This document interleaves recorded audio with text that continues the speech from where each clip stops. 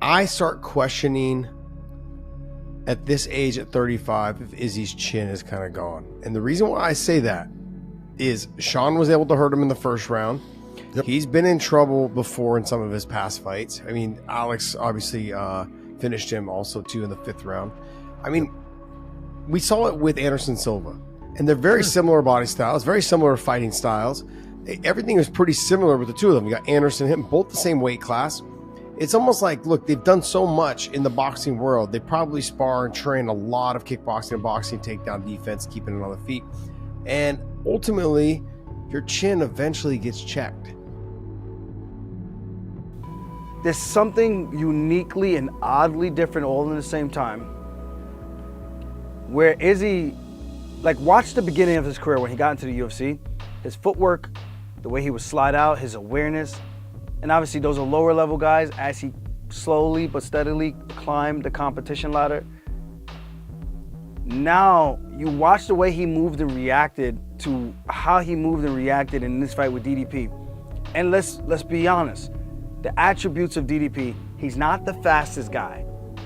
He might be very powerful and strong-willed, but when he's throwing these punches and he's thumping, he's coming after you like you stole something, I just would imagine the attributes of Izzy would have been able to help him surpass that, where if a guy is running at you, you should be able, Izzy, based on what we know of him from the past, you would think that he'd be able to escape those scenarios.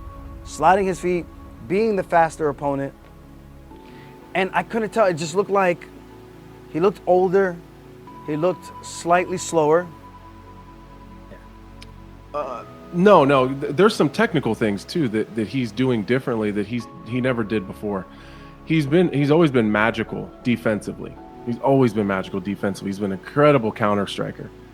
But in the Strickland fight, something was different. I thought it was a one-off, and it's not, because he did it the entire Dricus fight. If you go back to the Robert Whittaker knockout, where Robert starts to throw the combination, Izzy's moving his head on the inside and then counters without removing himself from the pocket. He just had great vision, and he was able to avoid the big shot and land his own big shot. Did the exact same thing to Derek Brunson several times. He did the exact same thing when he finished Paulo Costa. He didn't remove himself from the action and then counter. He stayed in the pocket and counter. He did the same thing with Alex Pereira. He countered from the pocket.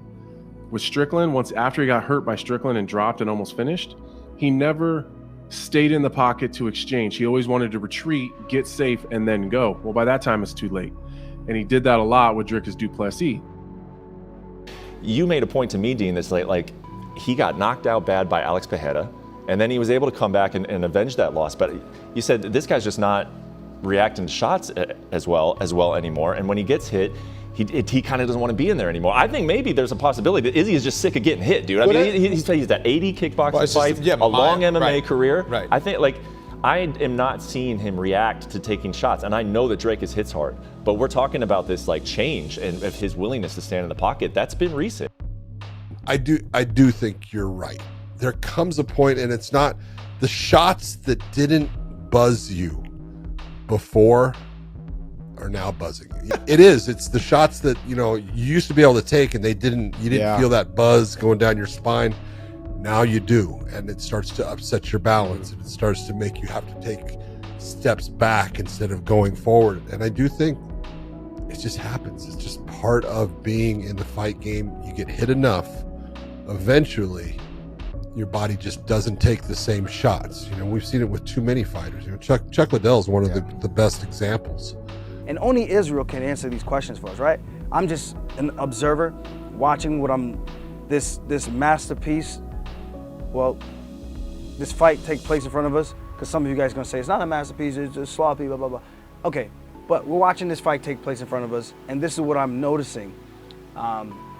So I just felt like when he turned away and he got caught against the cage and he's looking away and then trying to look over his shoulder and then gets clapped, I'm very baffled by this. But I gotta say this, Izzy looked bad. Izzy looked terrible. I expected a lot more from Izzy. After a year off, a year to help heal himself, prepare himself properly, I thought he went out there and looked bad. He had a couple of moments. He could have put his foot on the gas and did more. He did not. He did not have an answer for the takedowns. He had a hard time getting back up. He had a hard time keeping separation. I thought he looked bad. Like a fighter doesn't mind getting knocked out. They get knocked out, but like, yeah, let's do it again next week. Izzy's not that type of guy. No. He got knocked out by Pereira. Then he got almost knocked out by Sean Strickland in that first round. And since then, he's never stood in the pocket again. I wouldn't say I'm disappointed in myself, but I'm proud of the way I carried myself this camp, the way I came in ready. And yeah, it sucks to lose, but at the same time, I'm happy for me and my team. I have an unpopular opinion. You guys aren't gonna like it. Let me hear. I just don't think Izzy's that good. Ah. So let me tell you why. So when he fought Kelvin, dude, I think Kelvin sucks.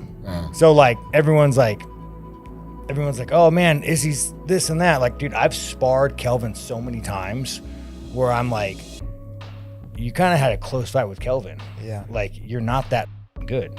Well, and I'll tell you what, dude, like last time I sparred, and I love Kelvin. Kelvin is a stand-up guy.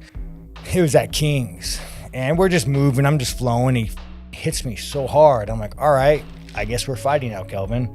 And then like halfway through the second round, Benil says, hey, you guys are done. Because that's the amount of beating I put on. And I love Kelvin, and I'm not saying like, I think Kelvin's a stud help. And so the fact that Kelvin did so well with him, I was like, nah, you're good, dude. So I don't know where Izzy goes from here. I don't want to see him go away for another year, but I think he's made some good improvements. But the physical gifts that I feel like I've known him for, that helped him get to a title and win the belt and defend the belt a couple of times, it just didn't. Like, Robert Whittaker is fast, my guys. When he blitzes at Izzy, Izzy steps back, he covers, and he cracks. Even out of position, he's still throwing these big shots and still looking at his target. But he just looks slower in the way that he was mechanically moving, which is just very different from what I'm used to seeing. And if I'm looking at that and I'm grading him, I'm like, yeah, something looked off, something looked different. And there's some improvement we can make in this area, or we need to make some adjustments in our fight style, because we are no longer that fast twitch guy who can get out of the way from these type of attacks. Maybe some of us expected a little too much out of Israel Adesanya coming back off of a long layoff. I think a lot of us looked at it like, he's going to have this long layoff, so he's going to be refreshed and he's going to be happy and he's going to be eager to get in there and be super aggressive, and he's going to do all these things that maybe he wasn't doing in his last fight or so. You get used to rolling in there and you get used to being active, and there's not any, you're super familiar with being in there. And he had a little bit of a layoff, and so I don't think we took that into account. When you look at the history, when you look at the track record, Israel Adesanya now has lost 3 out of his last 4 fights. That is a far cry from the championship run that he went on, where he was stopping everybody, defending the belt in 12 consecutive title fights. That's an insane amount of pressure, stress on the body, physically and mentally. It's a big burden to carry. 5-round training camps, one after the other. And of course, that comes with massive paydays. The man's a multi-millionaire, smashed it out of the park, did what he set out to do, okay? But is the career coming to a close for Israel Adesanya? I said before, yeah, probably. Because you only have one peak, right? You don't have 2. That's why it's called the peak. Izzy, he's got a lot to do. And I think he needs to take more time, soul searching, and just make sure that the heart's there. Because if the heart's not there, it don't matter what that dollar amount says on the side of the check, it ain't gonna work. It just won't work. And for a champion like Adesanya, I think he'll make the right decision. Take your time, figure it out, champ. And hey, the game will be waiting for him when he comes back, if that is what he decides to do. Yeah, you guys don't know my skill set, but I'm gonna get better. Even my striking, I'm gonna get better at that again. And then when you see me, you'll see me. So it's not gonna be like you'll see me in 3 months like you normally do. You'll see me when you see me again. So enjoy me while I'm here, because you'll miss me when I'm gone.